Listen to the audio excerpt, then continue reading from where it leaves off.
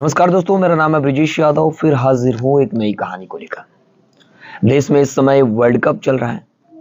World cup में जो छोटी बड़ी खबरें हैं वो गायब हो जा रही हैं, क्योंकि लोग इस समय वर्ल्ड कप देखने में व्यस्त हैं। तो जो छोटी बड़ी एक कहानी जो सामने और जो खबरें निकल कर आ रही है वो वर्ल्ड कप की वजह से वो उभर कर सामने नहीं आ पा रही है। आपको बता दें, मुंबई से सटा वसई विरार इलाका, यहाँ से एक ऐसी खबर सामने आई जिसने सबके रोंगटे खड़े कर दिए। इस खबर ने, खबर कुछ ऐसी थी और पूरे शर्मसार करने वाली खबर थी। एक पिता अपनी ही बेटी के साथ 3 सालों तक दुराचार करता रहा। पूरी कहानी आपको बताऊंगा इस वीडियो में, क्या हुआ था इस केस में। आपको बता दें, कल वर्ल्ड कप का फाइनल है, 19 तारीख है। दोपहर 2 बजे से इंडिया वर्सेस ऑस्ट्रेलिया का वर्ल्ड कप खेला जाएगा। हमारा पूरा भारत देश बस ये इंतजार कर रहा है कि हम कब वर्ल्ड कप जीतेंगे। भारत इस बार एक नए फॉर्म में है, अभी तक एक मैच नहीं हारा है, ये मानने वाली बात है। भारत इस बार एक नया रिकॉर्ड बना रहा है। आपको बता दें, सभी खिलाड़ी एक नए फॉर्म में दिखाई दे रहे हैं, चाहे बॉलर्स की बात करें चाहे बैटर्स की बात करें। विराट कोहली अलग फॉर्म में है, मोहम्मद सामी, सिराज, बुमराह और बात करें श्रेयस अय्यर, सभी खिलाड़ी अपने नए अवतार में और नए फॉर्म में दिखाई दे रहे हैं। भारतीय जो टीम है वो काफी मजबूत दिखाई दे रही है, लेकिन सामने ऑस्ट्रेलिया भी एक बहुत बड़ी टीम है और एक बहुत मजबूत टीम है। तो देखते हैं कल के फाइनल में क्या होता है। लेकिन आज की कहानी, आइए शुरुआत करते हैं। आज की कहानी क्या है और पूरा मामला क्या था। मुंबई से सटा एक वसई विरार इलाका है। वसई विरार इलाका जो मध्यम वर्गीयों का इलाका है, यानी मुंबई से सटा ये उपनगर वसई विरार नालासोपारा। आपने कई बार मूवीज में नालासोपारा का नाम जरूर सुना होगा। ये नालासोपारा लोकेशन की ही केस है। जो आज का केस, जो आज की कहानी, जो आज का घटना है वो नालासोपारा का ही है।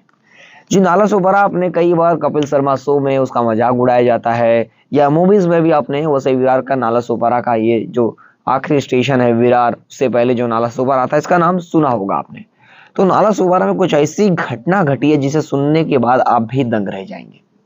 मुंबई से सटा हुआ वसई विरार नालासोपारा, यहाँ पर एक लड़की और उसकी माँ रहती थी।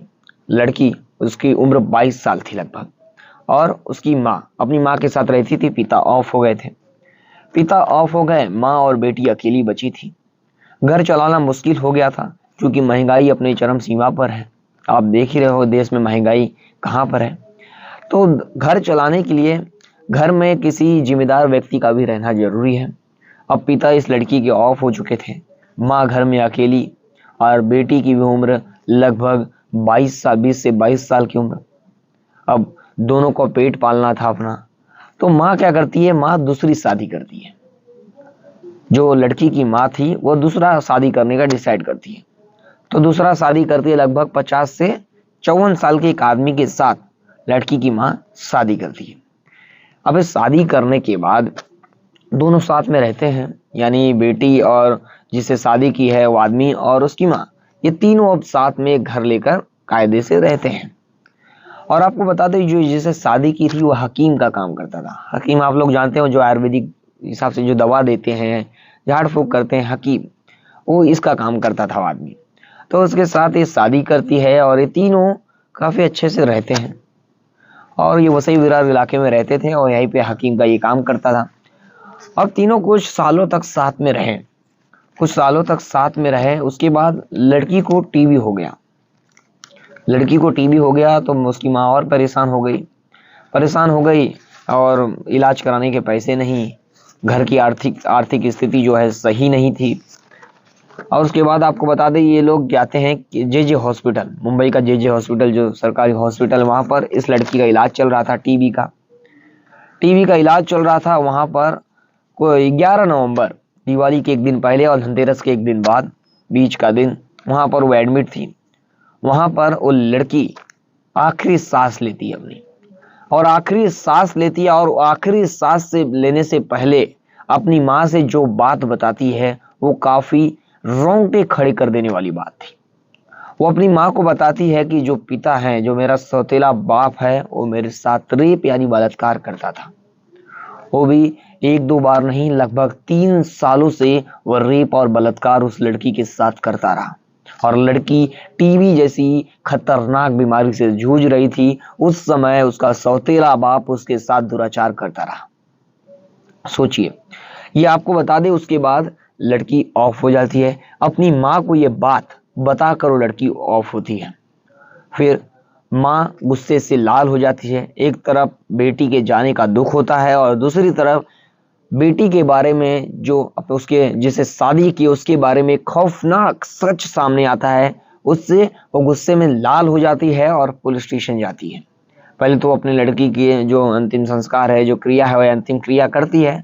उसके बाद पुलिस स्टेशन में जाकर मामला दर्ज कराती है और ये पूरी घटना, पूरी कहानी बताती है। और आपको बता दे, फिर उसके बाद जो ये व्यक्ति है, जो आरोपी है, उसे गिरफ्तार किया जाता है।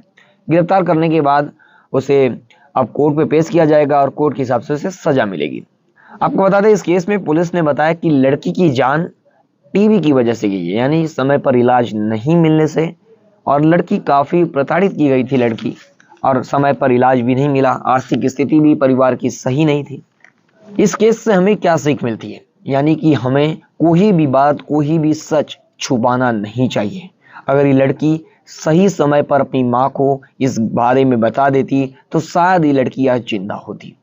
यानी अगर जब से इसका पिता, जो सौतेला बाप था, वो जब से ये भी दुराचार कर रहा था, अगर सही समय पर लड़की अपनी माँ को बता दी होती, शायद इस लड़की की जान बच जाती।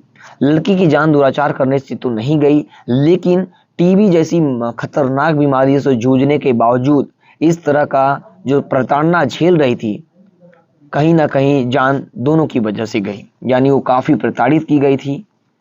तो इसीलिए सही समय पर सच को बोल देना चाहिए। ऐसे लेटेस्ट खबरों के लिए देखते रहे हमारे साथ लगातार। फिर मिलूंगा एक नई कहानी के साथ। तब तक के लिए जय हिंद।